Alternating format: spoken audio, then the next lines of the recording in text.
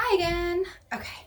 So I wanted to talk a couple more minutes about the inner child stuff, and now that my brain is kind of like, I'm not walking and forgetting masks and getting rained on and being cranky as fuck. So I was thinking just to sort of tie it all in a little bit before, the next thing happens and I don't finish the thought because, that's pretty much pretty likely. so so I think for me the biggest takeaway has been understanding that nothing is wrong with me. Nothing is wrong with any of us.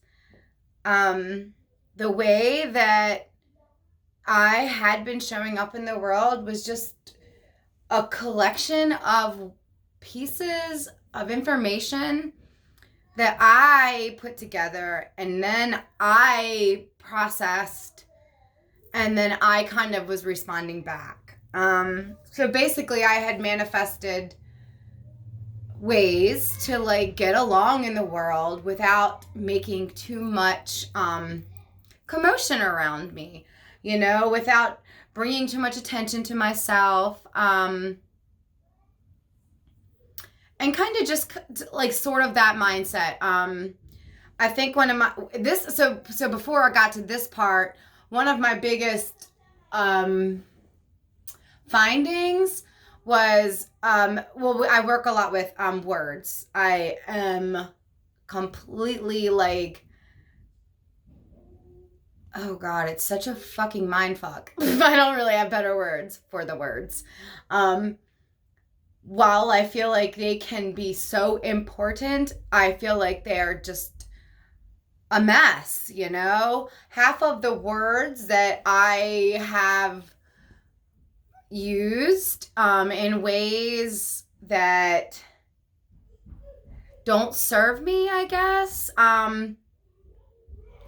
The words alone have tripped me up over the years. And I'm sure like you guys know what I mean about, when people like do their Facebook post or Instagram and it's like trigger warning. It's because their words are going to fucking fuck you up.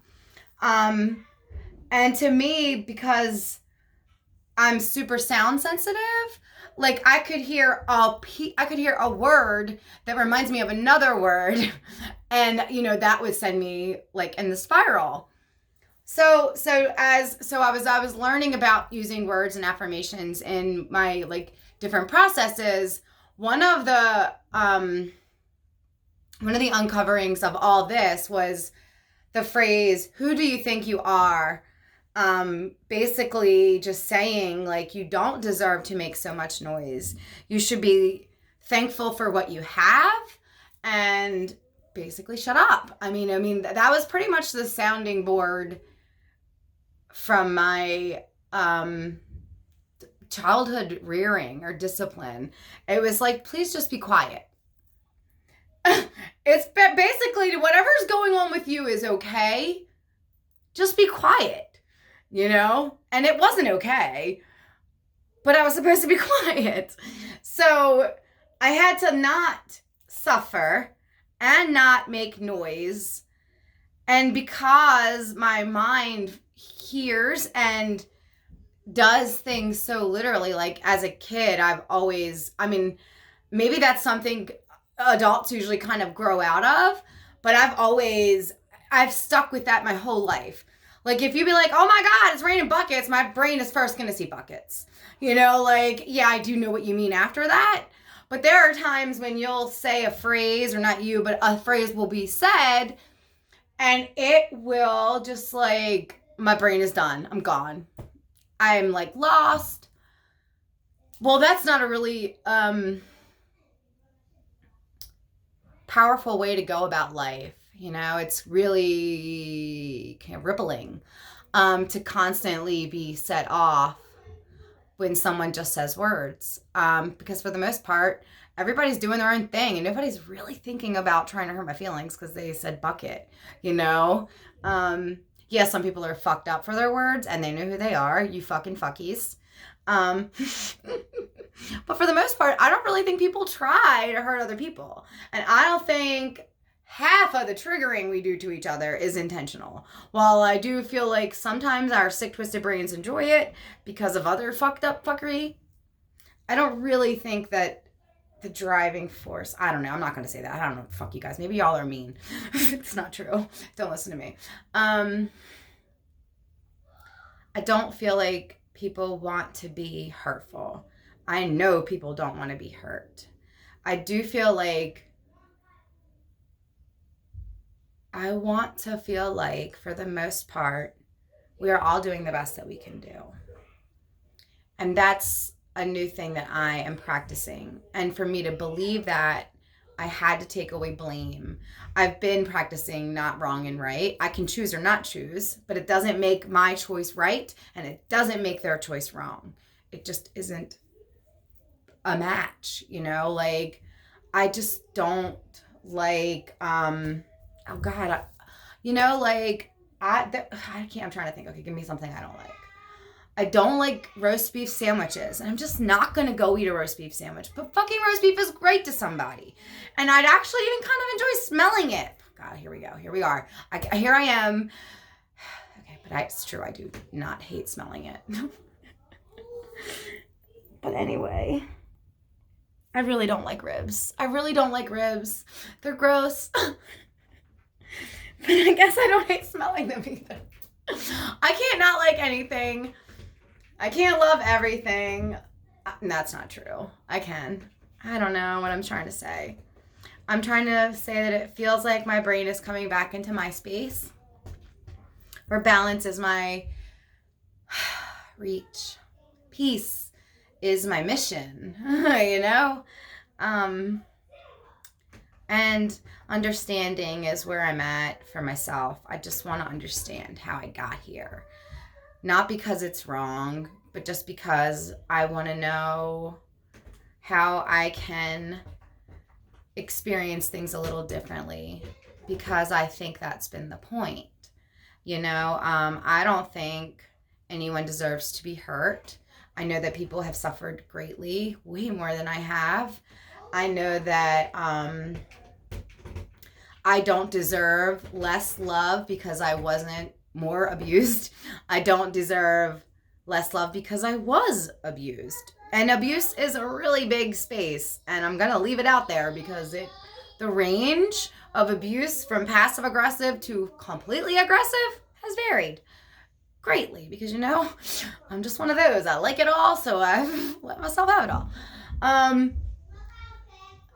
And I don't, it's been funny because through all my life, it's been easy for me to forgive other people. I mean, even people that have hurt me. And I wouldn't do that, but I could not Google them, but I could phone them right now and be like, isn't this true? And they'd be like, oh my God, are you going to make me feel sad? And I'd be like, of course, I haven't been making you feel sad since you stopped doing that to me. But I forgave him a long time ago. But it was still me that was never really forgiven. It was still me that had to do something differently, which is kind of true. But not because I was bad, you know? It was just because I made a choice. The situation that it landed me in did not feel good. And whether it felt right or wrong isn't the point. But just because it was easy to know how to get there doesn't mean I need to keep repeating that. And just because it was easy to get there doesn't mean I can't get other places because I haven't been there before. You know what I mean? So it's been a big loop of like, I'm not ready to talk about that because I haven't quite figured that out yet. But it's been a big loop of relationshiping. Like, well, if I treat people this way, this is how they treat me back. And for a while, it did feel a little usy. You know, but it is an exchange, and I like to keep it that way more in my mind, because there are times when I'm like, wow, I don't feel very good about myself now. But at the same time, I'm sure I've left people and they don't feel really good about their self. And it's not to say that I deserve to not feel good because I've made other people not feel good. But in the world of energy, it kind of does that. When you're acting as if you don't feel well, and then you treat someone like they don't feel well, then that like they don't deserve to feel like they don't deserve to be treated well, you're kind of sending the message out to the universe, well, I don't deserve to be treated well because I can't treat this other human well. That's maybe I'm getting a little off topic, and I don't want to get all like cranky cronky on that. But I just wanted to just come back and say, through all of this, it has been to get rid of the pain. Yeah, it's valid that I was sad. Who wouldn't be sad? Who wouldn't be hurt? And it doesn't make me wrong, and I'm not going to go back and take back my forgives. Like, no, you were a bad guy. Sorry, you're out of the club. No, he's still in the club. They're all still in the club because I just can't. Like, I just love people. I really do. And I have always loved people. And I think I've loved people more than myself most of the time. And it's been quite jarring and groundbreaking and life-shaking. God, I feel like I'm singing a song. Experiencing all this. Not just because I just stepped out of my 10-year marriage without a plan or a parachute. But because I knew it was the time, and I trust the process, and I trust my source, and I trust myself. And even if I don't know what that looks like today, I know what it feels like when I'm doing it right now. When not right, but doing it right by me now. Like, when I'm connected to Rose, I know that I'm doing it right. When I can't find Rose, I don't want to be around anybody because that means it's too hard for me to be me. So I'm not wanting to co-create with another person and co-create, like, even like talk about food. Don't fuck up my dinner later because I'm all funky now. Let me go hide. Probably do some yoga. Maybe some weird funky shit where I cry and shake in a corner. I don't know. Maybe I just need some chocolate. But when I'm so far away that I can't shut my eyes and get back to Rose, that means I need to be alone. When I am strong in my alignment, I can do anything. And even when, usually in that space, even now, usually in that space, even if I kind of get bumped out of wonk, I can still breathe and get Rose back like that. And she drives. She's our most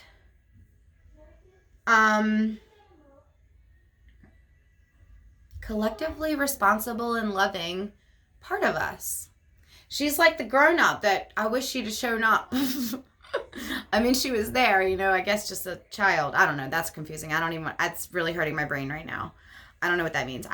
Rose is my inner being, my source, my stream of conscious name to myself is Rose. So she has always been there, but my understanding and translating of her hasn't always been the same. And there were times when I could get to her. And then there were times when I could not get to her. But now I know it's like, if we're far away, then this is the day we need to be close here. If I feel strong, connected to Rose, no matter what, I know I could probably pretty much rock it out anyway. And I know when I'm connected to Rose, like, I can feel all that magic. Just like I'm sitting here talking and happy and smiling, like, my phone's blinking and it's making me happy because it's like the other energy bots that are in that space I love to be in. With all the happy weirdos like me. And I know you guys aren't as weird as me yet, but it's cool. Notice that yet. But I know, like, the vibration of love is with Rose. And if I can get there, then I can get home.